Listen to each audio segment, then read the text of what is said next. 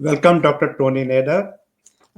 This is lotusinthemud.com, and we have the privilege today of speaking with the leader of the worldwide transcendental meditation movement, founded by Maharishi Mahesh Yogi. He's a Harvard trained, and even at MIT he studied and worked. He's a neuroscientist who recently became president of Maharishi International University, which is in Fairfield, Iowa. His most recent book is titled Consciousness is All There Is. And I am Parveen Chopra, editor and founder of lotusinthemud.com, which is a web magazine devoted to wellness and spirituality. Welcome, Dr. Nader, for granting us this interview. Let me start by saying that TM, which I learned many decades ago and still practice, has changed the direction of my life, the trajectory of my life. It inspired me to start a spiritual magazine in India called Life Positive, and then a Lotus in the Mud recently 2 years ago from New York. I'm right now in New York, Long Island actually. For the first question for you about your book, Dr. Nader, I remember Maharishi ji used to give the example of sap, which is like blood in the body, which is a fluid that forms eventually as the leaves and the buds and the flowers and the root and so on. And so is consciousness, which is the essence of all existence, you, me, and all there is in the universe, right? Well, what is your core message for your book for lay readers? Just this one question. Just Thank you, Praveen. Thank you for having me. Lotus in the Mud is a great platform for inspiring and raising people's understanding and awareness. The essence of the book, Consciousness is All There Is to say that consciousness is a field which is non-material, non-physical, but it is the source, the course, and the goal of all life. It is that level of existence, of being, which explains why we are here, how evolution happens, where we are going, and how we can make the best of our life as individuals. So in brief, it really takes us through the process of where we're coming from, how life evolves on Earth, even if you like to think about it in terms of a big bang, and then the evolution and how we grow and what happens and how we reach higher states of consciousness as individuals and reach enlightenment and reach liberation, moksha in our life. And why is that important? And how it brings us individual fulfillment and create peace and harmony in society. So the book takes us from the beginning to the course and process all the way to the meaning of life, and particularly what can we do about it? How can we actually improve our life, answer the big questions in life, and live a life in happiness and fulfillment? And as society, including the environment, genetic engineering, and the new buzzword, artificial intelligence. So tell us how your book will answer such big questions. It is because the broader our awareness, the more we can see, the more we can understand, and the more we can see in the future, and also the more we understand our relationship to others, our presence in the universe. And when we do that, we are able to make spontaneously the right decisions. So, for example, artificial intelligence is coming in. How is it going to be used? Where is it going to be directed? Is it going to be directed to fight the other, to try to win wars, to create defense and destruction? Or is it going to be directed to create a more healthy, happy world family where everyone survives, and not only survives, thrives and grows in greater joy and fulfillment? All of this will happen based on human awareness, human consciousness, human perception of who we are in this world, where we are, where we're going to go. And there is a technology of consciousness, transcendental meditation, and the advanced techniques that Maharishi Mahesh Yogi has brought from the ancient Vedic tradition are technologies to expand awareness, to expand consciousness. It's like a container that can only contain certain amounts, but if you expand the container, then you can contain and understand more. And so, what we do in increasing our awareness and broadening our consciousness is to have the ability to find solutions, to work together, to direct artificial intelligence in the right direction, to move genetic engineering in a healthy way, to address the problems of the environment, to address the problems of conflict based on broader understanding, greater inclusiveness of the sense of who we are. And this happens by expanding our awareness, expanding of our knowledge of who we truly are. And so there is a technology of consciousness, and it has those implications, those results, those positive aspects that can actually help us to solve these problems. As a meditator, I'm very interested in all the different systems around.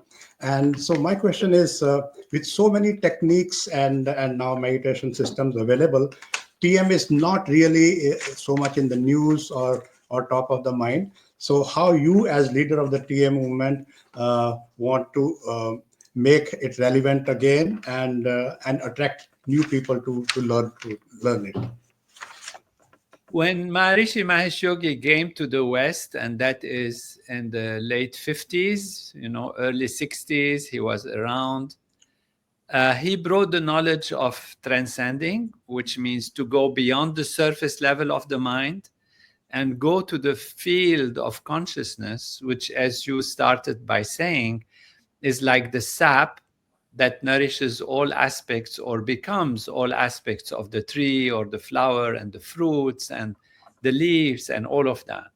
So that field of consciousness enlivens and enriches and nourishes all the other aspects. And so he encouraged research on meditation, which at the beginning was considered maybe something esoteric, coming from a different culture, maybe a belief system, maybe a tradition that belongs to the East, to India in particular. And Maharishi explained, no, this is a science based on understanding life, understanding the knowledge, and having the technology that actually truly produces the effect. And this is how we got hundreds and hundreds of scientific research on the technology of consciousness. Now, when this became very, prominent and known and popular, there were many apps that came that tried here and there to give some advice, some things here and there to calm the mind and all of that. And based on all this research that we have done in the transcendental meditation movement, there has been flourishing of many things and adoption of apps and systems. And somehow people forgot what is the origin of it and how it works on the most complete level. So our role is now to say that there are different ways of meditating, there are different ways of calming down for different purposes. But the most profound and complete way is to go beyond all the surface values, transcend and go within to the source and enliven the source of all life and see how the expansion of consciousness happens. So it's not just about some relief of stress here and there, a little bit of sleep better, a little bit of less pressure, which are very important, but they are not the full value of what meditation is, what transcending means.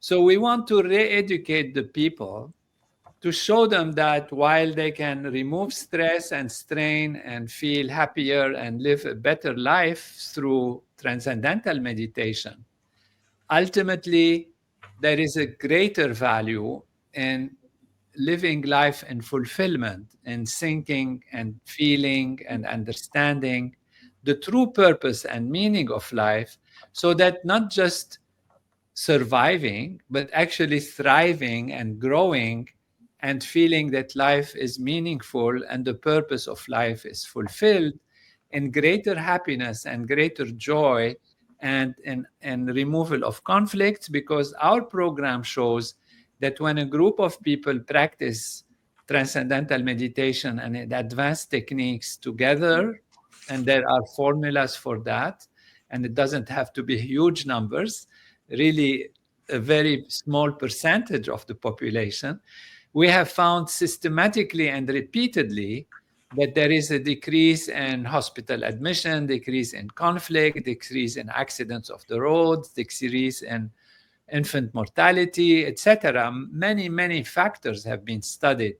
So we have a much bigger and broader perspective, and we want to re-enliven that in the knowledge of society. That's why we have created, for example, a program called Consciousness Advisor Program, where those who learn how to advise people about consciousness and the importance of consciousness to solve very fundamental problems, to remove also, simple things of health issues are removed, more balanced life, but also to see the full perspective of what it means to be liberated, to be enlightened, to feel life and live it in the fullest possible way.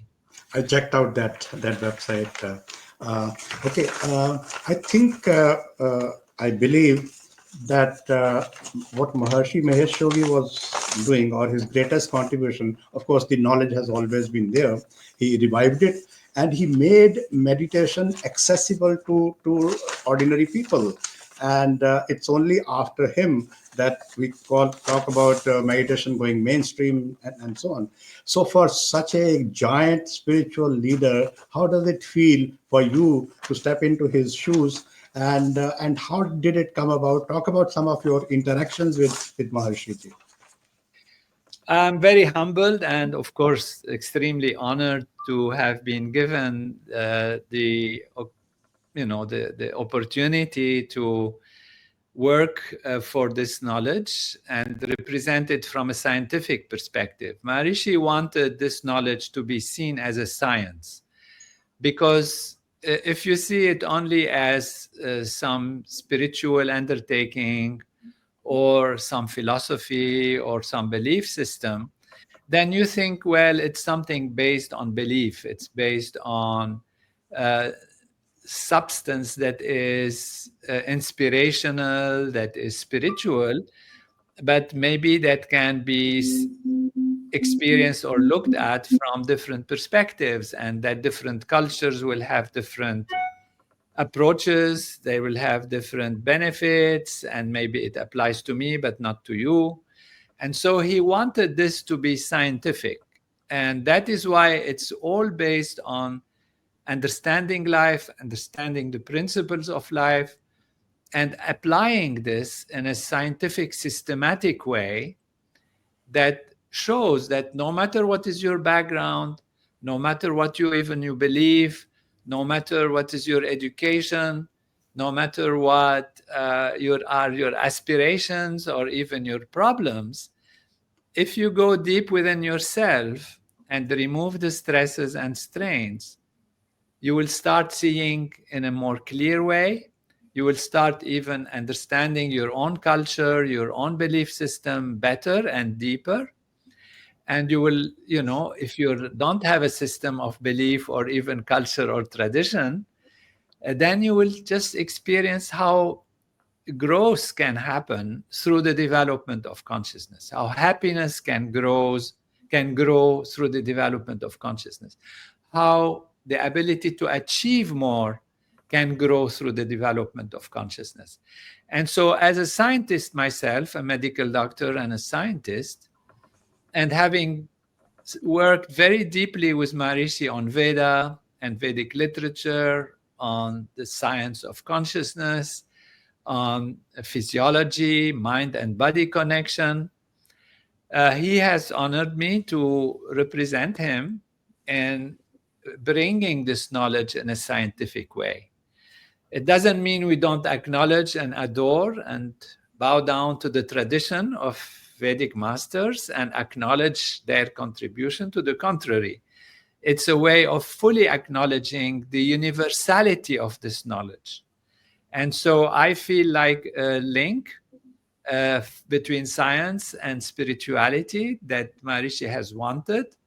And I was very much guided, instructed by Maharishi himself through many, many years of spending with him and near him, working on the Veda, working on what consciousness is, on the technologies of consciousness that he has brought from the Vedic tradition, how to explain it scientifically and present it in a way that again shows the universality of this knowledge. Because natural law, the laws of nature, are universal. Gravity works exactly the same in India as it works in America or in France or anywhere. So science shows that this is a law of life, law of nature, and there is a law that is allowing us on the mental level, on the spiritual level, to evolve and grow.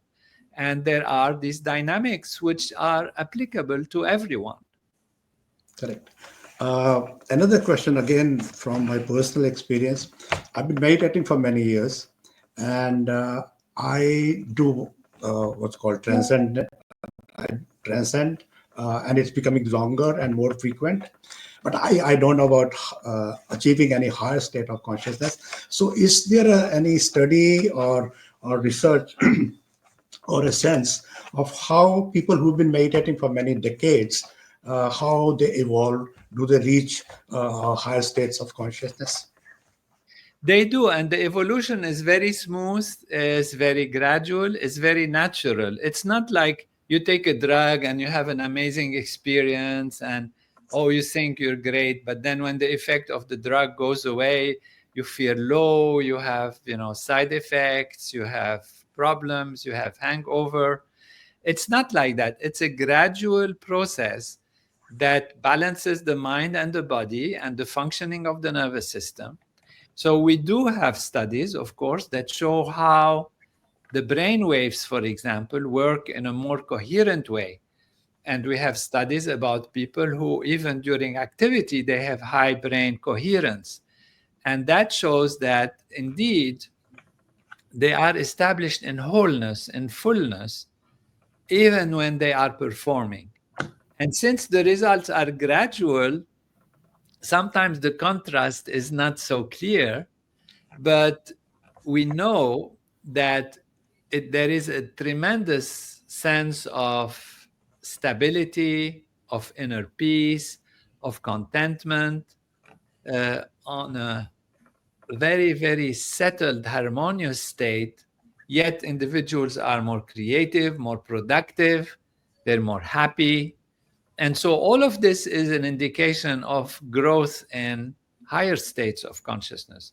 So also the hormones, the cortisol level, the breathing rate, the prevention of disease, the survival rate, the rejuvenation, all of these are indications on the physical level, on the surface also level of brain activity and physical activity, that the individual has grown into higher, more refined, more harmonious states. So from a subjective level as well as an objective analysis, we do have those indications of growth in higher states of consciousness. So that's the individual level. Let's talk about the collective consciousness. Exactly a year ago in Hyderabad, you organized this World Peace Project where 10,000 people meditated together for 15 days. But in last year, 2024, wars continued in Ukraine and blew up in the Middle East. So does it work on the collective consciousness level? Absolutely. We have 118 research studies that systematically show the effectiveness of these techniques in reducing conflict, improving life, etc. Now, what has also been shown is that if you don't maintain those groups, then things go back to where they were before. It's like you bring the light, then you see, and then you say, okay, I saw, that's great. I brought the light for 10 minutes, now I see. And then you remove the light and you say, oh, what happened? I don't see anymore. Well, if you don't have the light, you don't see. So the light has to be maintained. And that is why we have said repeatedly that it's very important to maintain the effect of the groups. And so when we met in Hyderabad, and I heard that you were there, this was wonderful. Not We there had, personally, but we covered it for Lotus. We wrote about it. yeah, great, great. You covered it. So you were there with the spirit and the intention and the heart. Yes. And so what we had is what we call a sankalpa, which means an intention. Why are we doing this? What is our intention? And we said very clearly that our intention was that the group will stay or will be reformed and stay on a permanent basis. We have said clearly that we don't expect that the effects will be maintained when we stop the program, because again, it's the same example. You bring the light, you see, you remove the light, it's dark again. And so what happened is that during this, and actually we have come into it when all of these conflicts were at their maximum, where they were actually huge. It's not like, oh, okay, they became bigger in 2024. They were already, flying at the maximum level. And there were many things that happened during the few days that we assembled that showed that there is an indication of relaxation, that there are hopes. There was big ships that left the areas. There was exchange of prisoners that was showing hope of possibilities.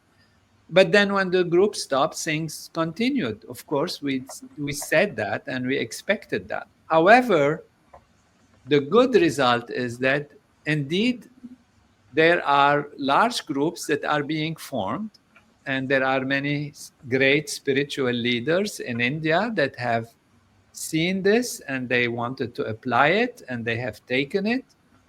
And now the groups are being formed and there are larger and larger numbers coming together, hopefully on a permanent basis. And our expectation is that we should soon start seeing easing, relaxation, and improvement. And the groups are not fully ready yet, but even at this stage when they are forming, we are seeing already some very good signs. So going forward in 2025, what are your major projects? What are you looking forward to? We are continuing to support the creation of large groups of people who transcend, of meditators. And we are training teachers and instructing people. It takes time to create, for example, 10,000 people, because first you have to learn transcendental meditation. It's very easy, you learn in 3-4 days. But we like to teach in person. We like to follow every individual. It's not something you learn in a book or you tell a crowd of 1,000 people, do this, and then they do it. You have to follow them. You have to make sure everyone is having the right experience. And it takes 4 or 5 days, but 4 or 5 days for every individual is also time. And when you want 10,000 people, it takes really more time. Now, when they have learned to transcend, which they dive deep within themselves, they have to learn how to enliven that field from consciousness. So that's a more advanced program, which we call the Siddhis. It comes from the Siddhi Sutras of Patanjali, and it's a way of learning how to think from the transcendent, and that has a more powerful effect on enlivening the field of consciousness. So this course takes also several actually weeks, and then training to be able to do it. And then you learn a special technique, which is called yogic flying, which comes from the Siddhi Sutras also. And this is what actually have been shown to create the impulse, the effect, the effectiveness of enlivening collective consciousness to create the effect. So all these groups are being formed, and that's why what we look for, we are continuing to support them, sending teachers there. And that's why we look forward that something great is going to be happen. So we are confident that the future is bright. Okay. So Lotus in the Mud is a website for ordinary people who are interested in wellness and spirituality. So aside from meditation, what can you suggest? What can you advise for people to be happier, healthier, and at peace? They have to live a life that is balanced. We have, programs from Ayurveda, proper diet, proper daily routine, proper exercise, but of course, more importantly, transcending. So you can learn some breathing techniques, pranayama, some yoga exercises, asanas. But all of these are helpful to maintain the balance and to keep the body in a normal, harmonious state. But the most important is to transcend. That's why Bhavati Dhyan, we call it, transcendental meditation, is to go beyond and experience the self, experience consciousness. This is what really broadens awareness. And so you can do all these things. They are helpful. If you want the maximum, then you transcend. And that's how you can be the best for yourself and contribute the most to society. Going forward, are you hopeful for the world that the society will become better, more just, and the world will become more peaceful? I have no question this will happen. And I feel India will play a large role, but India means its knowledge, its culture, its understanding. It doesn't mean just a geographical place, but it's knowledge to the world, offered to the world of the primordial value of consciousness. That is the beauty of this ancient knowledge, that it recognizes consciousness as primary and that consciousness is all there is. And that is a very important aspect and differentiation in how our world will move. If we feel and the world feels that everything is physical and material, then we're going to try to grab maximum material, maximum physical on the surface level and ignore the essence of life. And that is what leads to conflicts and problems, because there is only a perception that destroy the other, take their money, take their goods, take their thing, and become yourself wealthy and destroy as much as you can. Who cares? Because everything is physical, everything is material anyway. That is the wrong perspective that leads to the wrong conclusions that we are seeing in the world when we see how the vision is in general. On the other hand, you have principles of a spiritual nature. Spiritual means that which is not physical, non-material. It doesn't have to be necessarily religious or a belief thing. It's just that there is in life a dimension which is more than what the eyes see and the ears hear and the tongue tastes. There is a dimension of inner being, of spiritual nature, which is non-physical, non-material. And when you enliven that, then you feel greater sense of meaning, greater sense of purpose. And so I am confident that the light will always be stronger than the darkness. You bring the light and the darkness runs away, it disappears. And so maybe people will go right and left, up and down, and try and here and there. But there is a point where they will realize that they are beating around the bush and nothing is happening. and they will start hearing more about the solution of light, the solution of consciousness, the solution of being, the spiritual solution.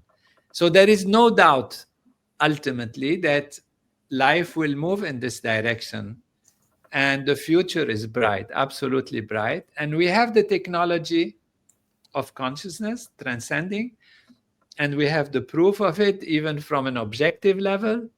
So that is what gives me great confidence that the future is absolutely bright.